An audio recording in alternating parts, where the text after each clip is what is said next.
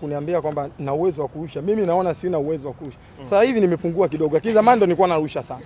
Lakini hata kudaka pia, mbona msemaji Masalanga anajua kudaka? Mmekazana tu kurusha. Naangalia kitu ambacho watu wengi wanakizungumza. Ni unique. Hiyo ni tofauti wako. Basi huo ni uwezo tu wangu binafsi. Mwenyezi Mungu ndo kanijalia. Inachagizwa na nini lakini pengine? Mazoezi pia. Yani mimi bwana nilikuwa na story moja nilikuwaga nacheza mashindano ya Coca-Cola yalinikata. Japo sikucheza, lakini ndio maana nakwambia zamani nilikuwa nilirusha kutoka lile kule goli la chini kule Karume kule. Mpaka huku kulikagonga bati iliyoandikwa TFF. Ndio hapo pakanitoa, wanaambia huyu mkubwa huyu. Kumbe wala ilikuwa nani? Ndio yani zamani ndio nilikuwa narusha sana, lakini sasa hivi nimepunguza sababu sijui labda umri unaenda, sijajua. Masalanga mchezaji gani huwa anawahi sana mazoezini? Masalanga. Wewe hapa leo wa kwanza umemwona nani? Hapa uwanjani wa kwanza umemwona nani? Mimi lazima niwahi. Anachelewa? Baka. Subiri hapa. Si utamwona yuko wapi Baka? Unamwona Baka? Yuko wapi? Yule amefika muda mrefu. Sasa kumbe umeona sasa amefika muda wa kufika saa ngapi? Saa 9. Sasa hivi angalia saa yako. Dakika ngapi amefika? Huyo ndio Baka. Kitu gani huwa unafurahi sana ukiwa mazoezini? Unafurahi sana mwalimu akitoa mazoezi. Kwanza mazoezi ambayo yanatolewa. Unajua huko tofauti na huko nilipotoka. Mazoezi sio masiala huko. Huko ndo yamezidi sana. Huko amezidi kwa sababu una level jinsi uliokuepo.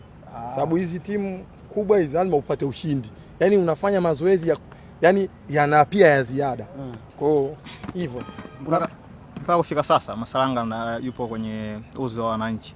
Ni tukio gani ambalo wanasema kwenye kare yangu ya soka mpaka kufika sasa hivi siwezi kulisahau? Baya au zuri?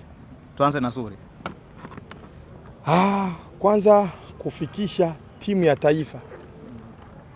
Yaani nimevunja rekodi.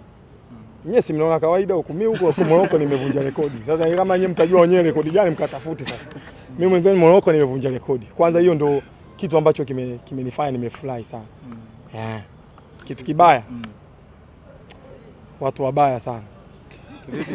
Basi watu wanaongelea watu vibaya. Kitu kinakata. Kuna mtu mmoja aliongelea, sio jambo zuri kuongea kwenye media, lakini Mungu anapanga kila kitu. Na hata juzi wakati narudi kambini nilikatiwa tiketi na ndege na Yanga, nikakutana naye kwenye ndege. Ni kiongozi mkubwa, alinichafua, sikupenda. Hilo tukio ndo nalikumbuka mpaka naenda kaburini. Nitalikumbuka. Hautamsamehe. Nikiwa naliongelea kidini kwetu sisi, ukiwa naliongelea mara kwa mara, unakuwa bado hujamsamehe, si ndio? Lakini hapo sijui nisemaje, lakini ni tukio ambalo sio zuri na siwezi kulifuta kwenye kumbukumbu yangu. Yaani hata aje nani? Yaani katika tukio langu hata utanifuta yote, lakini hiyo haliwezi kuondoka.